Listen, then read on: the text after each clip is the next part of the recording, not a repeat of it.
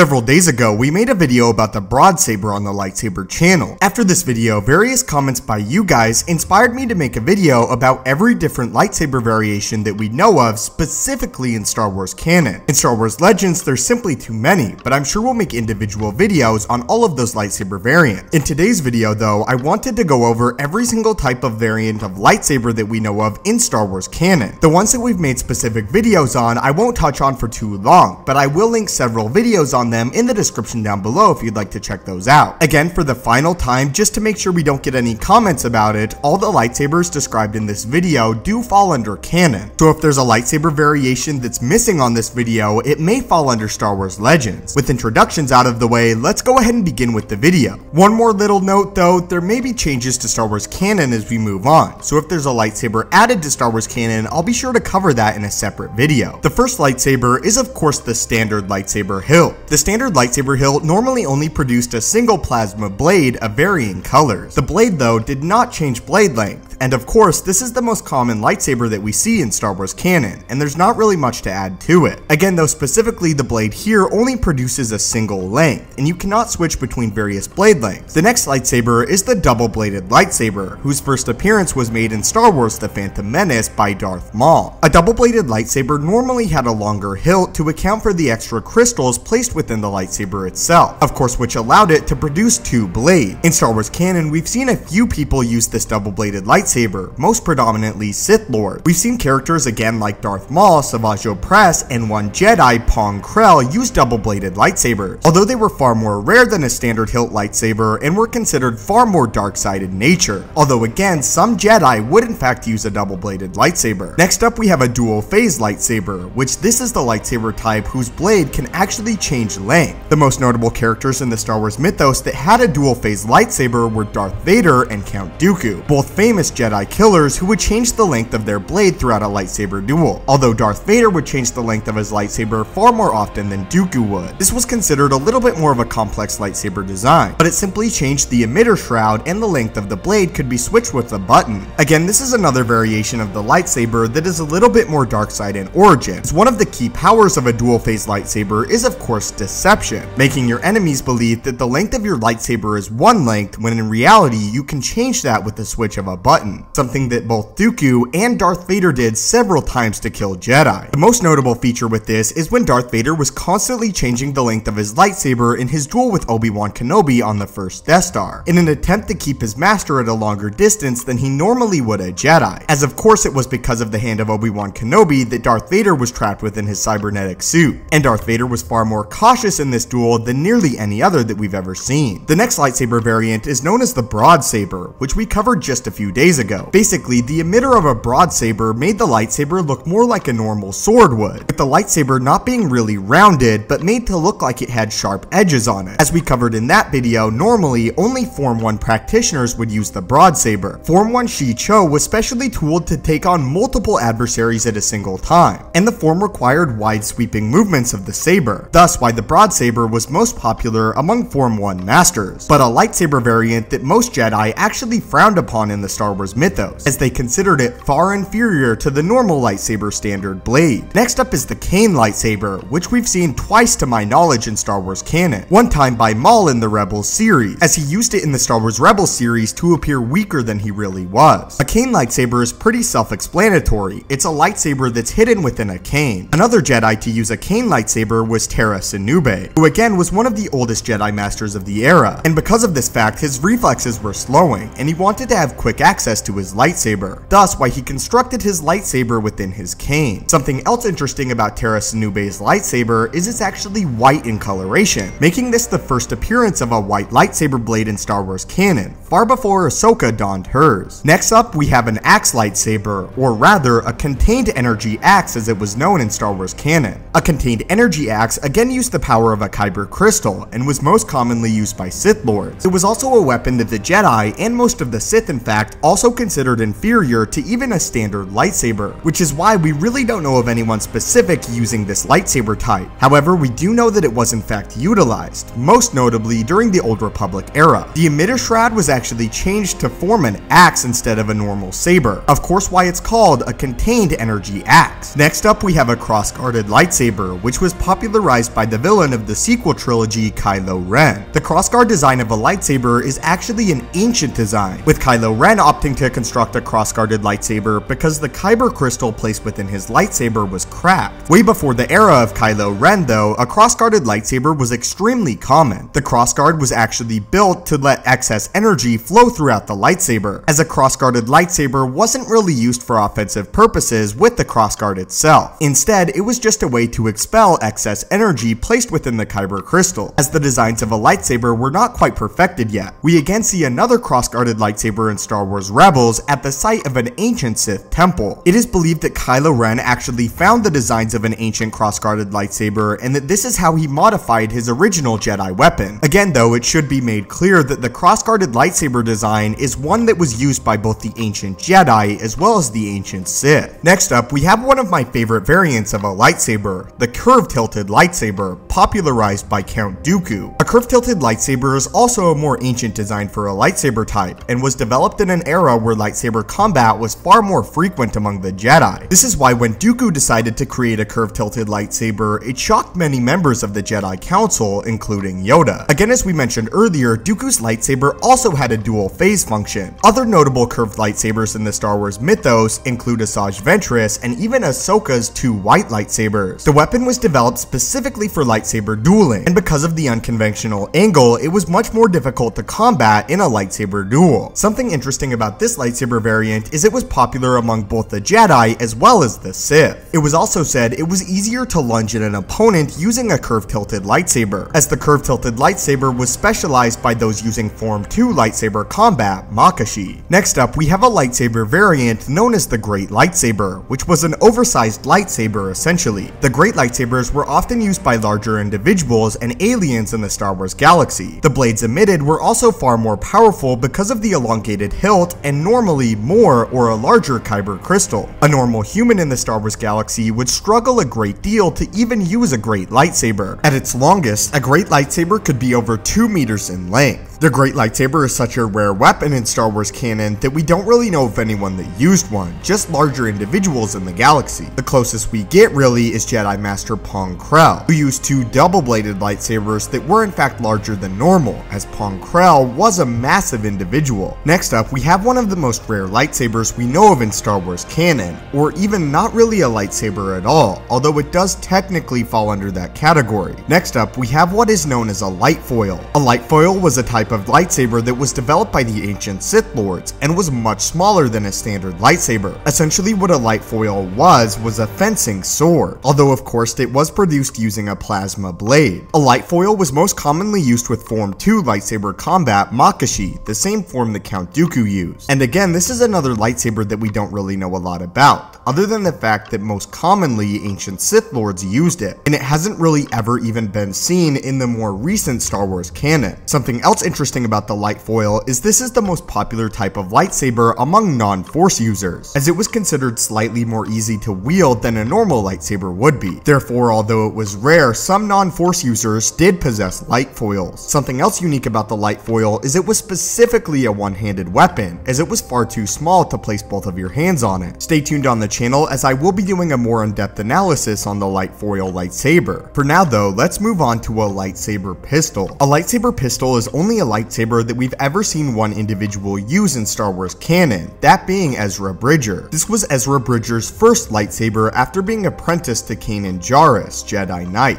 A lightsaber pistol was really rare because most Jedi in fact frowned upon blasters. However, as fans of Star Wars Rebels know, Ezra Bridger was not trained as a conventional Jedi Knight. The main reason that Ezra constructed a lightsaber like this is he wanted to be able to openly carry his lightsaber without Imperials and others knowing what it really was, therefore why it looked far more like a blaster than a normal lightsaber, and was not illegal during the time of the Empire. Again though, Ezra would ultimately change his lightsaber design and create a second, more standard green lightsaber, after this lightsaber was destroyed by Darth Vader. The blasters produced by this lightsaber were also not lethal, as they were meant more to stun than anything. The next lightsaber type that we'll discuss on this list though is far more strange than even a lightsaber pistol. A lightsaber rifle. In canon, we've only ever seen one individual use a lightsaber rifle, that being Jocasta Nu. Something unique about the lightsaber rifle is, unlike most things that have to do with Star Wars, it does not exist in Legends continuity at all, only canon. The lightsaber rifle was seen first and only in the Darth Vader Dark Lord of the Sith series, where it was revealed that the lightsaber rifle was an ancient design, and the only lightsaber rifle could be found deep within the Jedi Archive Temple. Again, Jocasta Nu is the only individual that we know of that has ever wielded a lightsaber rifle. The way the weapon functioned is Jocasta Nu placed a lightsaber within the rifle as a sort of plasma ammo. Following this, any beams of energy that were shot were extremely deadly and destructive. We also know that the only reason Jocasta Nu used this lightsaber rifle was because she was extremely overpowered by skill and strength in the Force by Darth Vader, and had to fall back on this as a final resort. Something else we know about the lightsaber rifle is if a lightsaber is placed within it, you only have around 5 shots until the weapon begins to smoke, and unfortunately is no longer functional and requires yet another lightsaber to be placed within it. Although we don't know much about the lightsaber rifle, it's believed that it's an experimental ancient Jedi weapon, and something of course that is not even really commonly known about in the Star Wars mythos. Unfortunately, the only example of a lightsaber rifle was destroyed by Darth Vader, as he used the Force to tear it apart, causing it to explode. Next up, we have a weapon known as a Lightsaber Pike, which was predominantly used by the Jedi Temple Guards during the Clone Wars era. A Lightsaber Pike was more ceremonial than anything else, and it is also theorized that this is an ancient version of a Jedi lightsaber, having to do with, of course, why it has a yellow lightsaber blade, as well as the unconventional design of a lightsaber, as a double-bladed lightsaber is more rare among the Jedi than even among the Sith. But still, the Jedi Temple Guards use these lightsaber pikes. Thus far in Star Wars canon, we've only ever seen the Jedi wield lightsaber pikes. However, I do have a video on a single Sith Lord that was supposed to use a lightsaber pike, but this was ultimately cut from the Star Wars The Clone Wars series. We don't really know about the lightsaber pikes and their significance to the Jedi Temple Guards in Star Wars canon as of right now. We just know that the lightsaber pike was not the main weapon of the Jedi that used them, and that each Jedi Temple Guard had their own specifically designed lightsaber as well as used the lightsaber pike. Other than this though, we don't really know a lot about the lightsaber pike or the Jedi Temple Guards for that matter, but hopefully we will one day soon. Next up, we have one of the most mysterious lightsabers in Star Wars canon, and a prize of Darth Vader.